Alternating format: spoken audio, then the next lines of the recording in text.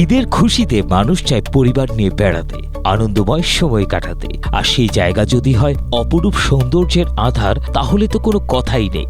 Lake, ঝর্ণা, চা বাগান সহ হরেক রকম শ্বাসরুদ্ধকর প্রাকৃতিক নৈসর্গ নিয়ে যেন এই ঈদে পর্যটকদের হাতছানি দিয়ে রাখছে চায় রাজ্য খ্যাত জেলা মৌলভীবাজার।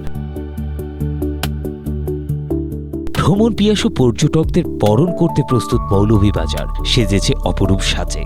বাহিরে থেকে আসা পর্যটকদের জন্য জেলার 5 তারকা মানের হোটেল, রিসোর্ট ও গেস্ট হাউসগুলোতে ঘোষণা করা হয়েছে নানা আকর্ষণীয় সুযোগ সুবিধা।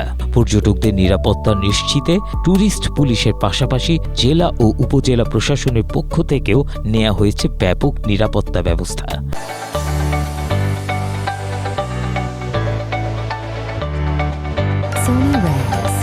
ঈদের ছুটিতে পর্যটকদেরও বিপুল আগ্রহ দেখা যাচ্ছে মৌলভীবাজারকে ঘিরে।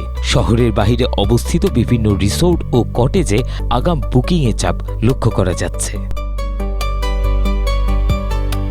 ঈদের ছুটিতে প্রকৃতির সান্নিধ্যে সময় কাটাতে দেশজুড়ে ভ্রমণ পিয়াসীদের কাছে শ্রীমঙ্গল ও কমলগঞ্জ হয়ে উঠেছে অন্যতম আকর্ষণীয় জায়গা।